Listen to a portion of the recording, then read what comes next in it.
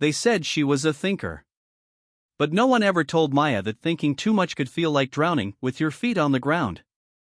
Maya was the kind of person who replayed every word she said at a party on her way back home. She was the kind who double-checked if she locked the door, then checked again 5 minutes later. Every text message she sent felt like a trap waiting to explode. Did she say too much? Too little? Was she annoying? Did they misunderstand her? She never said it out loud, but her mind was like a room full of people yelling at once: doubts, fears, what-ifs, regrets. Each day, she carried their noise into every room she walked into.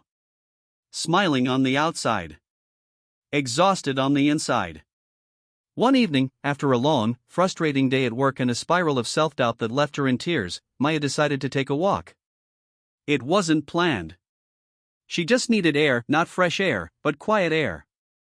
As she walked through the narrow, quiet lanes near her apartment, she found herself stopping in front of a little bookstore she had never noticed before.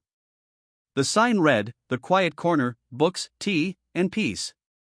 On impulse, she stepped in. A warm scent of old paper and cinnamon greeted her. Behind the counter sat an old man with silver hair and soft eyes. He looked up and smiled, as if he had been expecting her. "You look like someone with a heavy mind," he said kindly. Maya was startled. "Is it that obvious?" "Only to those who've carried the same weight," he said, pouring tea into 2 small cups. They sat down at a small wooden table near the window. Maya didn't know why, but she told him everything. About her constant thinking. The noise in her head. The nights she lay awake worrying about conversations that happened years ago. He listened quietly. Not once did he interrupt her.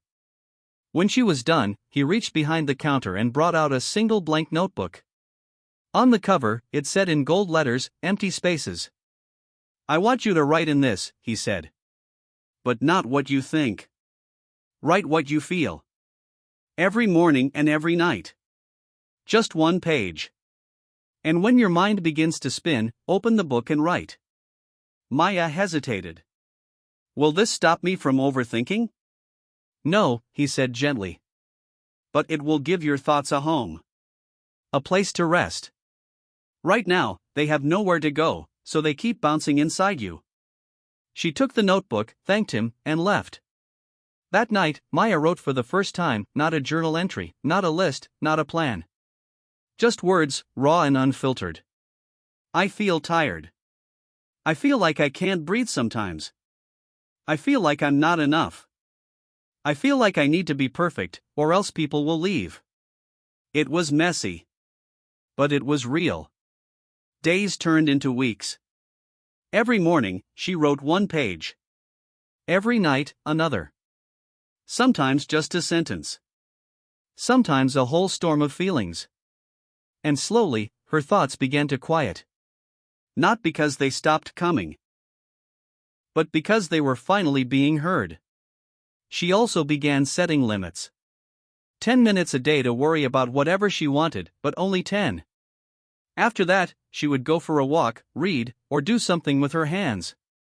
The old man's advice echoed in her mind: you cannot stop the waves, but you can learn to surf.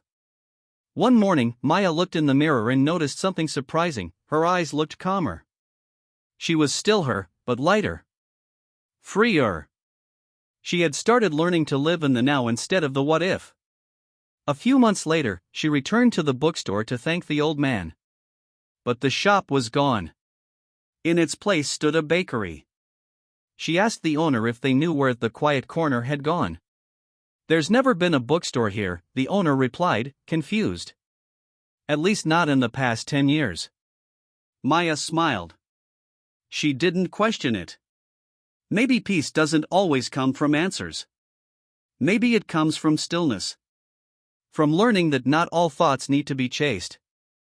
Some just need to be released. Message: overthinking isn't a flaw, it's a signal. A sign that your mind is full and your heart needs space. Give your thoughts a home. Give your feelings a voice.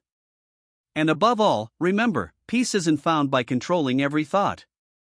It's found by letting go of the need to. So stop. Breathe. And write your own empty spaces.